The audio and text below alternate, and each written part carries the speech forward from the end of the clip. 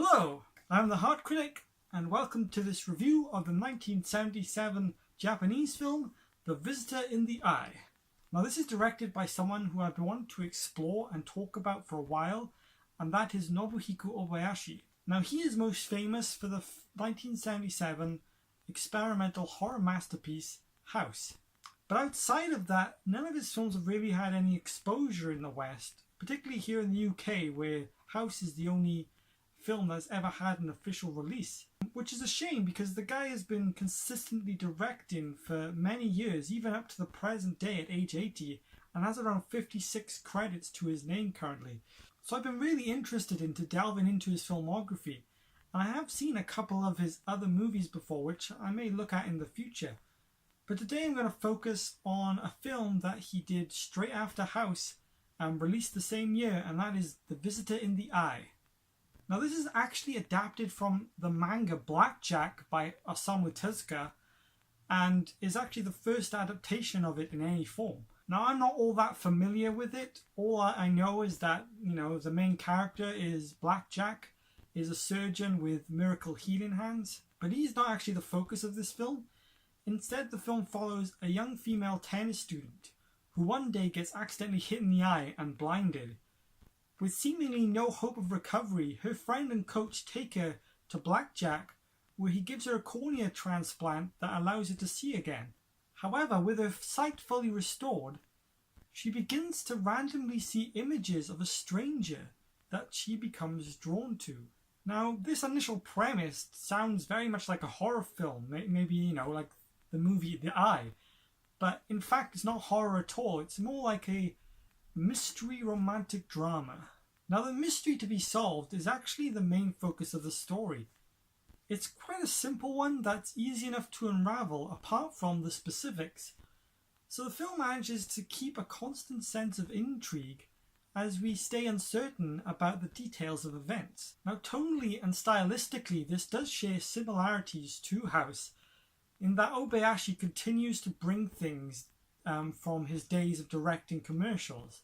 Now obviously this is a much more straightforward film, but it is quite melodramatic and romanticized, which may be off-putting to some, but actually works here. And then visually there's this use of big camera movements, matte paintings, strong mood lighting, and some heavy backlighting as well used at times. So sometimes the images have quite a dreamlike feel. And there's also this recurring piano theme that continues throughout, which is actually linked to the story and a couple of its characters. So yeah, if you like the look and feel of House, then you still get a lot of that here. Obviously it's much more toned down, but it's still very nicely shot and executed, making for a very visually interesting film. The acting isn't too bad either.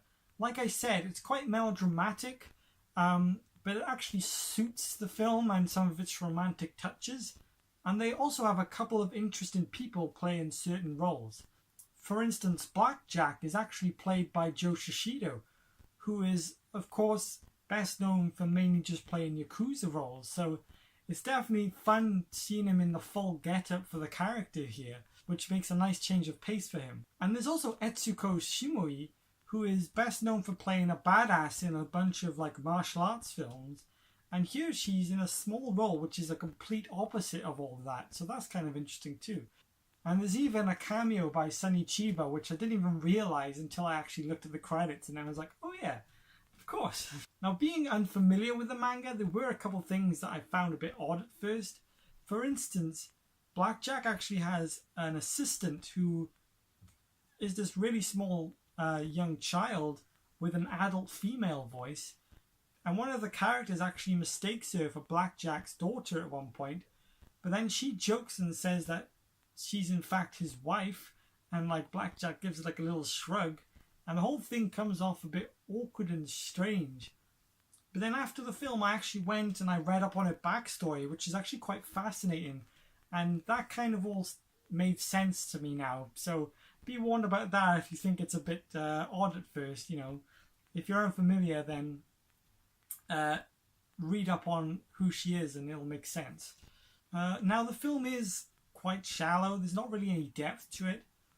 but it does manage to keep your interest throughout, mainly with its mysterious element and the way that it's filmed. Although I would have liked to have seen more about the goings-on of this eye bank that is in the film, as they only really touch upon it briefly. I think that would have been interesting to explore more. But aside from that, I have no idea what the fans of the manga think of this, or whether this is a successful adaptation. But what I can tell you is that as just a simple mystery film with a dash of romance, it's pretty solid.